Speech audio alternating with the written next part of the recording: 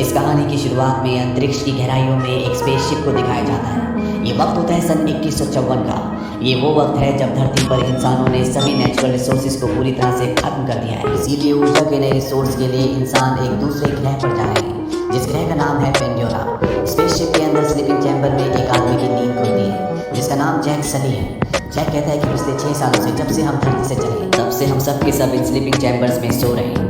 Jack बताता है कि मैं कभी भी इस प्रोजेक्ट का हिस्सा नहीं था, बल्कि मेरा भाई था जो कि एक साइंटिस्ट था। पर इस सफर पर आने से पहले एक चोर ने चंद पैसों के लिए गोली मारकर उसकी हत्या कर दी। मेरे और मेरे भाई का डीएनए सेम था, इसीलिए उसकी जगह मुझे इस प्रोजेक्ट में शामिल कर लिया गया। क्योंकि मेरे भाई के ऊपर कंपनी ने बहुत पैसा खर्च किया था। मैं तो एक सैनिक था जिसने जंग में अपने दोनों पैर गंवा दिए। इसके बाद दिखाया जाता है कि पेंडोरा ग्रह पहुंच जाते हैं, जहाँ पर बहुत बड़े बड़े रोबोट्स होते हैं। साथ ही यहाँ पर चारों तरफ लोग होते हैं जिनके चेहरे पर मास्क और हाथों में हथियार होते हैं। पृथ्वी पर ये सब सैनिक थे, पर यहाँ पर ये पैसों के लिए काम करते हैं।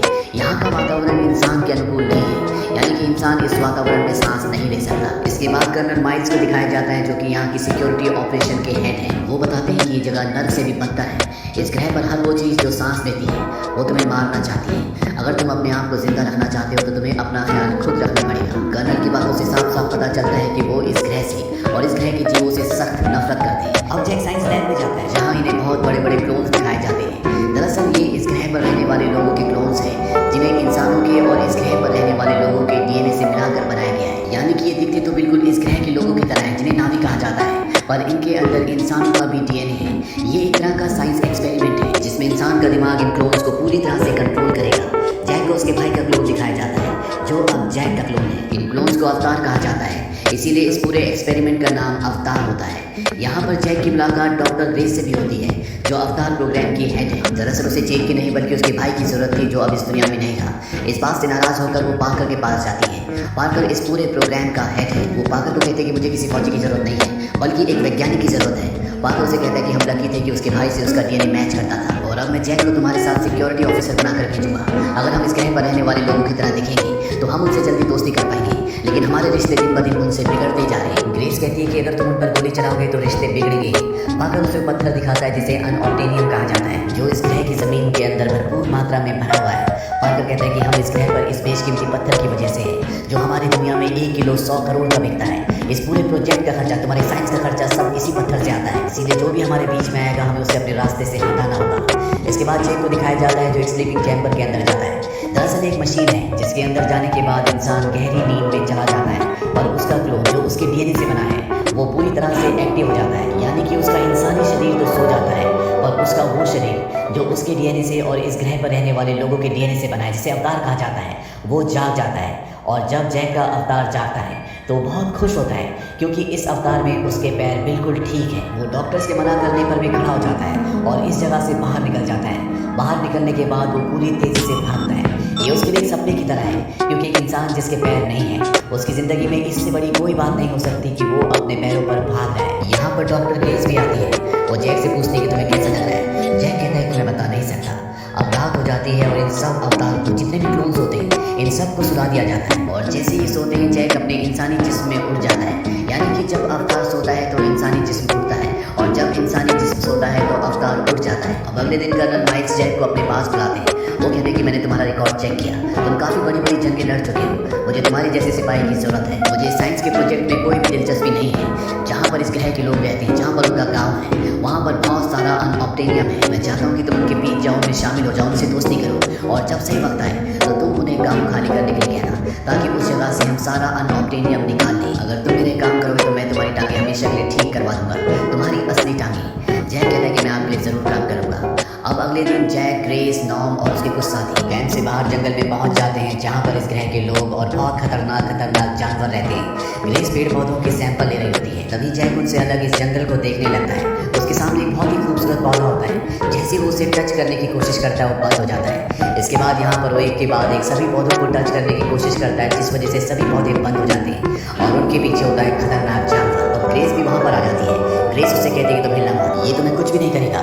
लेकिन जैक भाग जाता है कि वो उसकी तरफ उसे मारने के लिए बढ़ रहा है। जैक भी पूरी बहादुरी से उसकी तरफ भागता था कि वो डर जाए, और होता भी ऐसी है। वो खतरनाक जानवर डर कर रुक जाता है, लेकिन वो जैक से नहीं डरा होता, बल्कि उसके पीछे उससे भी एक खतरनाक जानवर आ गया होता है, जो इस प्लेनेट पर सबसे खतरनाक है। ग्रेस उससे कहते हैं कि जितनी तेज भाग सकते हो भागो, और अब जैक भागना शुरू करता है। वो जानवर भी लगातार उसका पीछा करता है, पर तभी उसके सामने एक झरना आ जाता है जिससे जैक कूद जाता है। इस तरह से जैक अपनी जान को बचा लेता है, पर वो अपने साथियों से अलग हो चुका है। अब वो इस खतरनाक जंगल में भटक रहा है, उसे नहीं पता कि उसे कहाँ जाना चाहिए। तभी हमें पेड़ के ऊपर दिखाया जाता है जहाँ पर एक लड़की होती है जिसका नाम निटिली है, जो इसी ग्रह की है। वो जैक को देख लेती है और अब वो उसे अपने तीर से मारने वाली होती है कि तभी उसके तीर के ऊपर एक अजीब सी चीज़ आकर बैठ जाती है, जिस वजह से वो जैक को नहीं मारती। जैक को भटकते भटकते रात हो जाती है। चारों तरफ से खतरनाक जानवरों की आवाज़ आ रही होती है। जैक बड़ी मुश्किल से आग जलाता है और तभी उस पर इस ग्रह के जंगली कुत्ते, जो कि बहुत खतरनाक होते हैं, एक साथ हमला कर देते हैं। जैक उनका सामना करने की कोशिश भी करता है, पर वो इतने सारों को मार नहीं सकता।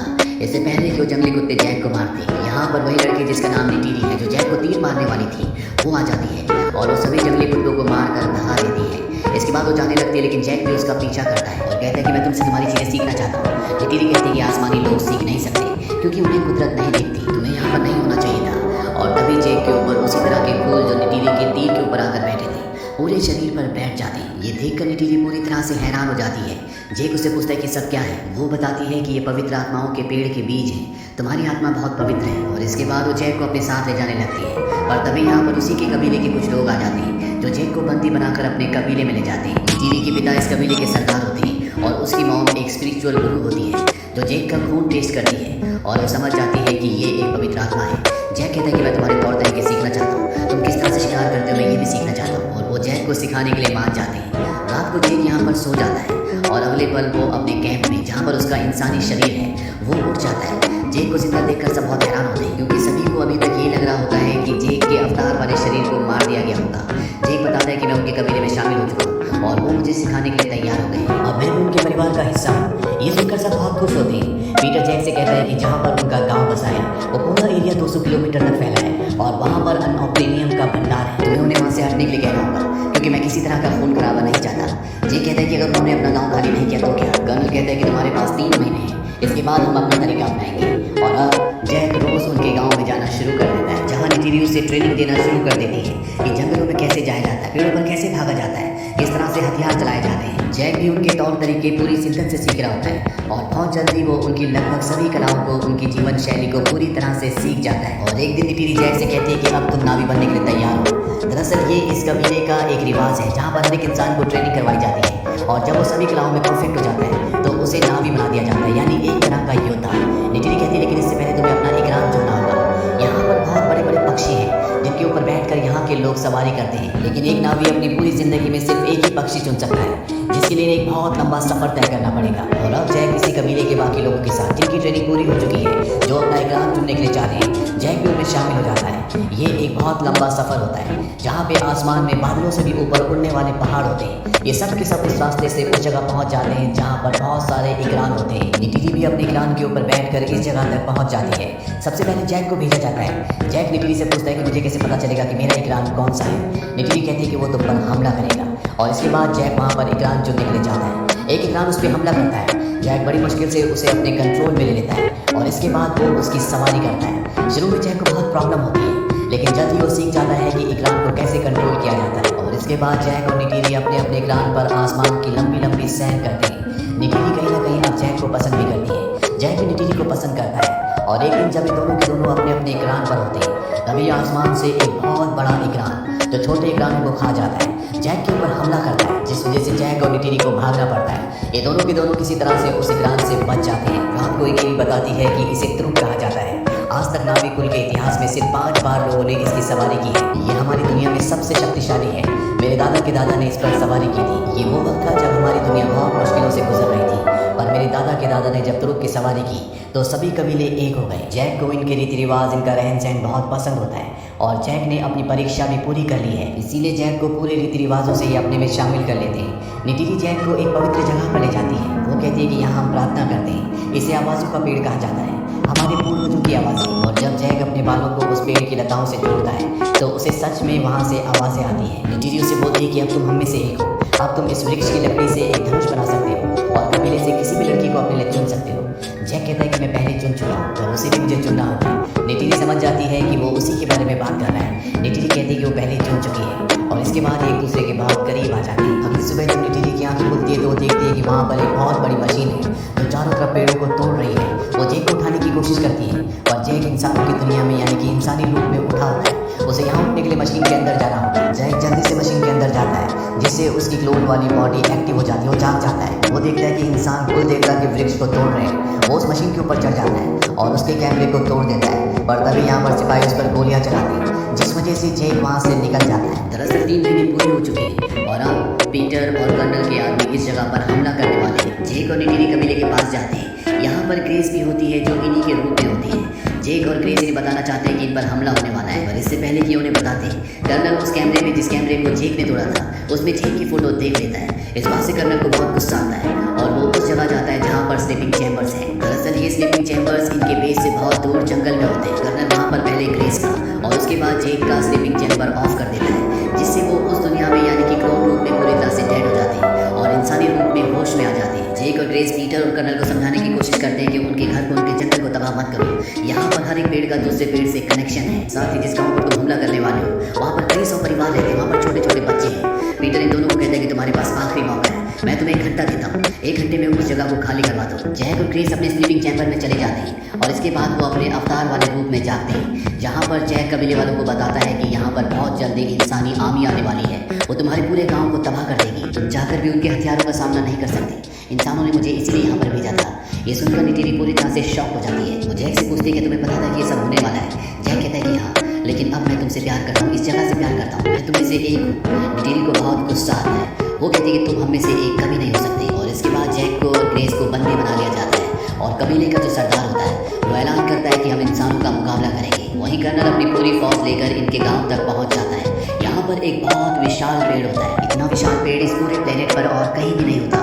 कर्नल देखता है कि जैक को और ग्रेस को बंदी बना लिया गया है। वो समझ जाता है कि इन लोगों ने इनकी बात नहीं मानी, इसीलिए वो अपनी आर्मी को इन पर हमला करने का ऑर्डर देता है और एक के बाद एक कई मिसाइलें छोड़ी जाती हैं जिस वजह से बहुत सारे नावी लोग मारे जाते हैं। चारों तरफ तबाही का मंजर होता है और तभी नेटिली की मौत, जो कि धर्मगुरु भी है, वो चाकू लेकर जैक के पास आती है और उसे कहती है कि अगर तुम उनमें से एक है तो मदद करो। वो उसकी रस्सियाँ काट देती है और अब जैक भी इनकी मदद करने की कोशिश करता है, पर तभी इनका विशाल पेड़ गिरना शुरू हो जाता है जिस वजह से इन सबको यहाँ से भागना पड़ता है। नेटिली के पिता, जो कि कबीले के सरदार हैं, उनकी भी मृत्यु हो जाती है। जैक की और ग्रेस की मशीन को भी बंद कर दिया जाता है और वो इंसानी रूप में उठ जाते हैं। इन दोनों को और इनके साथी नॉन को भी बंदी बना लिया जाता है। इंसानी पायलट में एक लेडी पायलट होती है जिसे ऐसा लगता है कि यहाँ के प्लेनेट वालों के साथ जो भी हो रहा है वो गलत हो रहा है, इसीलिए बड़ी चालाकी से वो इन तीनों को यहाँ से अपने फाइटर प्लेन में छुड़ा कर ले जाती है। ये उस जगह जाते हैं जहाँ पर जंगल में इनके स्लीपिंग चैम्बर्स हैं। ये स्लीपिंग चैम्बर्स को वहाँ से उठाकर दूसरी जगह ले जाते हैं ताकि कोई भी मशीन को बंद ना कर सके। और एक बार फिर से जैक स्लीपिंग चैम्बर के अंदर जाता है और अगले पल वो क्लोन के रूप में उड़ जाता है। वो देखता है कि उसके चारों तरफ राख ही राख है। ये तबाही का मंजर होता है। जैक कहता है कि उन्हें मेरी मदद की ज़रूरत है और मुझे उनकी मदद की, लेकिन मुझे अपनी वफादारी एक बार फिर से साबित करनी होगी।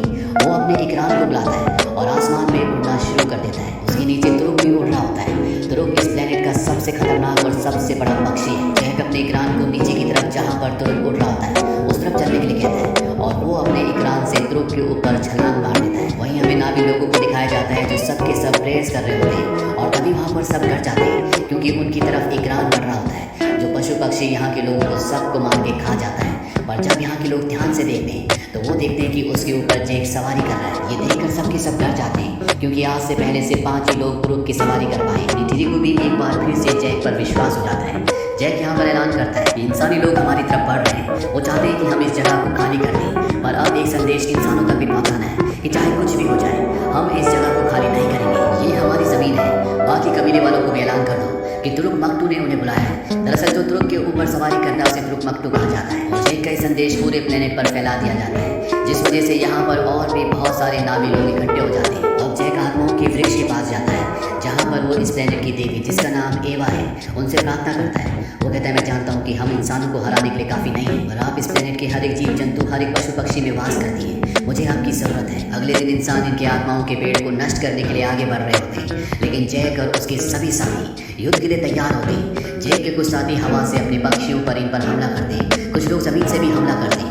जैक के पास इस प्लेनेट का सबसे बड़ा पक्षी है, इसीलिए वो इंसानों के बहुत सारे हेलीकॉप्टर्स को अपने द्रुव के पंजों से पकड़कर फेंक देता है। जैक बहुत ही बहादुरी से सामना करता है, लेकिन इंसानों के पास हथियार है, गोलियां हैं, जबकि इस प्लेनेट के लोगों के पास ऐसा कोई भी हथियार नहीं है। इसीलिए धीरे धीरे इस प्लेनेट के लोगों की हार होना शुरू हो जाती है और एक पल ऐसा आता है जब नीटिरी फंस जाती है।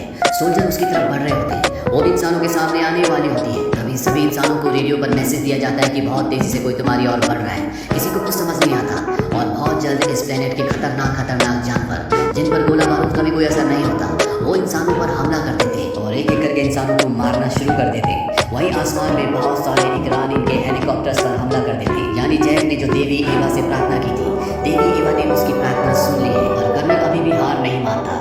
वो अपने बहुत बड़े रोबोट के अंदर फिट हो जाता है और जैक पे हमला करता है। जैक और उसके बीच में बहुत घमासान लड़ाई होती है।